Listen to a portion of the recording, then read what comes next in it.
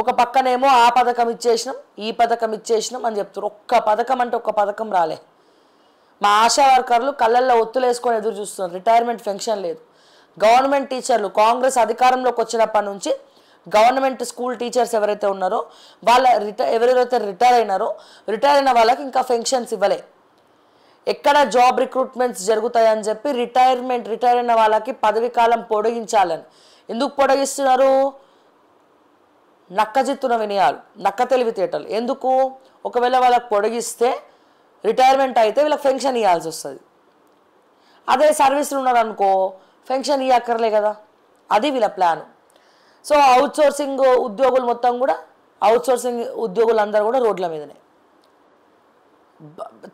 3-4 నెలల నుంచి ప్రజలారా 6 నెలల నుంచి ప్రజలారా ఒక్క నెల జీతం రాకపోతేనే ఆగమాగమవుతామండి.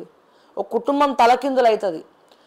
నెల కట్టేటోళ్ళకి పప్పు ఉప్పు రెంటు కరెంటు ఇట్లా గ్రాసరీస్ దగ్గర నుంచి ప్రతిదీ తలకిందులు అయిపోతుంది. అటువంటిది 6 నెలల నుంచి తెలంగాణలో అవుట్సోర్సింగ్ ఉద్యోగులకు జీతాలు వస్తలేవు.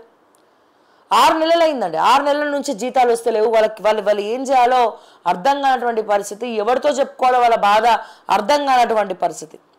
సరే గవర్నమెంట్ ఎంప్లాయీస్కి డిఎల్ పక్కన పెడదాం. మరి అవుట్సోర్సింగ్ ఉద్యోగులకు 6 నెలల నుంచి వేతనాలు లేవు, ఎన్రోల్మెంట్లు అసలే లేవు, ఇక ఆరోగ్య శాఖల అవుట్సోర్సింగ్ అసలే లేవు. సో మొత్తం కూడా ఇటువంటి పరిస్థితులు నెలకొని ఉన్నది. ఇటువంటి పరిస్థితుల తెలంగాణ ఉన్నది. మనం ఏం సాధించినట్టు? మరి బట్టి ఏం చేస్తున్నట్టు? బట్టి గారు ఏం చేస్తున్నట్టు? తెలంగాణలో ఒక ఫైనాన్స్ మినిస్టర్గా బట్టి విక్రమార్క గారు ఫెయిల్ అయిపోయిండు. లెక్కలు రానటువంటి బట్టి విక్రమార్క, కంట్రోల్ చేయలేనటువంటి బట్టి విక్రమార్క, కమిషన్లు గుంజుకోవడానికే పరిమితమైనటువంటి బట్టి విక్రమార్క, 30% 40% కమిషన్కు ఎగబడి తీసుకునేటువంటి బట్టి గారి భార్య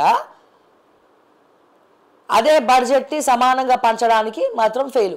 నేను అంటున్నా, మీకు గనక చిత్తశుద్ధి ఉంటే మా అవుట్సోర్సింగ్ ఉద్యోగులకు, మా రిటైర్ అయిన టీచర్లకు, మా ఆశా వర్కర్లకు పెన్షన్లు జీతాలు ఇచ్చే వరకు మీరు ఎవ్వరు కూడా జీతం తీసుకోవడానికి వీలేదు. ముఖ్యమంత్రి జీతం తీసుకోవద్దు, ముఖ్యమంత్రి పిఎల్ జీతం తీసుకోవద్దు, బట్టి విక్రమార్క జీతం తీసుకోవద్దు, బట్టి విక్రమార్క పిఎల్ జీతాలు తీసుకోవద్దు. ఏ ఒక్క మంత్రి కోమటిరెడ్డి వెంకటరెడ్డిని మొదలుకొని, శ్రీధర్ బాబుని మొదలుకొని, బట్టిని మొదలుకొని ఎవ్వడు కూడా జీతాలు, ఏ మంత్రి కూడా జీతాలు తీసుకోవడానికి లేదు. 119 నియోజకవర్గాల 60 మంది ఎమ్మెల్యేలు ఎవడెవడైతే కాంగ్రెస్ పార్టీ ఎమ్మెల్యేలు ఉన్నారో ఏ ఎమ్మెల్యే కూడా జీతం తీసుకోవడానికి లేదు. అవసరమైతే ఇటు బీఆర్ఎస్ బీజేపీ ఎమ్మెల్యేలు కూడా సైలెంట్గా కళ్ళల్లో ఒత్తులేసుకొని చూస్తారు కదా. మీ నియోజకవర్గాల జీతాలు రాకపోయినా ఏం రాకపోయినా మీరు కూడా జీతాలు తీసుకోవడానికి వీల్లేదు. ప్రజలేమన్నా పిచ్చోళ్ళకి కనబడుతున్నారా? మీకు మాత్రం కరెంటు బిల్లు ఫ్రీ, ఇల్లు ఫ్రీ, ఏం కట్టక్కర్లే, phone bill free, petrol free, diesel free, travelling expenses free, flight charges free, సకుటుంబ సపరివార సమేతంగా సర్వం నాకేస్తారు కదా. ఫ్రీ వస్తే ఫినాయిల్ తాగుతారు కదా. మళ్ళీ పిఎల్ ఫ్యామిలీలు కూడా దీంట్లోనే పెట్టుకుంటారు కదా.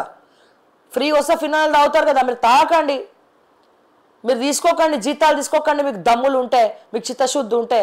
మా తెలంగాణ ప్రజలకు న్యాయం అయ్యే వరకు, మా ఆశా వర్కర్లకు రిటైర్మెంట్ పెన్షన్ వచ్చే వరకు, మా టీచర్లకు రిటైర్ అయిన పైసలు వచ్చే వరకు, మా అవుట్సోర్సింగ్ ఉద్యోగులకు జీతాలు వచ్చే వరకు మీరు జీతాలు తీసుకోకండి.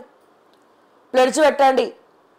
నేను తెలంగాణ ముఖ్యమంత్రిగా నేను కానీ, మా క్యాబినెట్ మంత్రులు కానీ, మా 119 మంది ఎమ్మెల్యేలు కానీ ఎవరం కూడా జీతాలు తీసుకోము.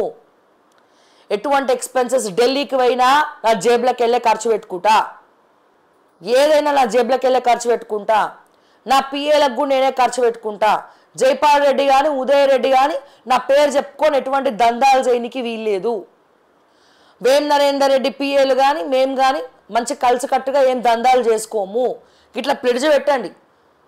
ప్లెడ్జ్ ఇంకా కొంచెం మంచిగా పెట్టండి. వస్తలేదు, నాకు చేయి నొప్పి ఉన్నది. సో ఇంకా మంచిగా పెట్టండి ప్లెడ్జ్. అందరూ పబ్లిక్ అందరి ముందర ప్రెస్ మీట్ పెట్టి ప్లెడ్జ్ చేసి మేము ఒక్క రూపాయి కూడా తెలంగాణ సొమ్ములకి వెళ్ళి తీసుకోము, తెలంగాణ బాగుపడే వరకు మేము జీతాలు తీసుకోము.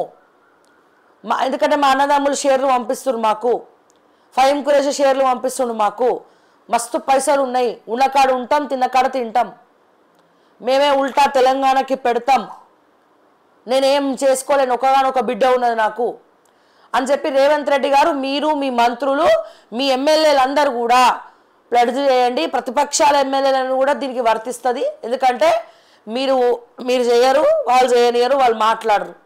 ప్రతిపక్ష పాత్ర పోషించాలి, వాళ్ళు పోషించరు. సో 119 మంది ఎమ్మెల్యేలు ఎవరెవరైతే ఉన్నారో అన్ని పార్టీలకు అతీతంగా ఎవ్వరు కూడా ₹1 జీతం తీసుకోవడానికి లేదు. ప్రోటోకాల్ బండ్లు పెట్టద్దు, డీజిల్ కొట్టకండి, ప్రోటోకాల్ బండ్లు పెట్టకండి, డీజిల్ కొట్టకండి, గన్ మ్యాన్లు పెట్టుకోకండి, సాదా సీదా మనుషుల లెక్క నడవండి. నార్త్లో మిగతా రాష్ట్రాలకు అట్లనే ఉంటుంది. ఇక్కడనే ఈ సౌత్లోనే ఇట్లా పాడైంది, ఈ సౌత్లోనే ఇట్లా పాడైంది. మిగతా దగ్గర అంతా బాగానే ఉంటుంది కథ, సౌత్లోనే ఇట్లా ఉంది కథ.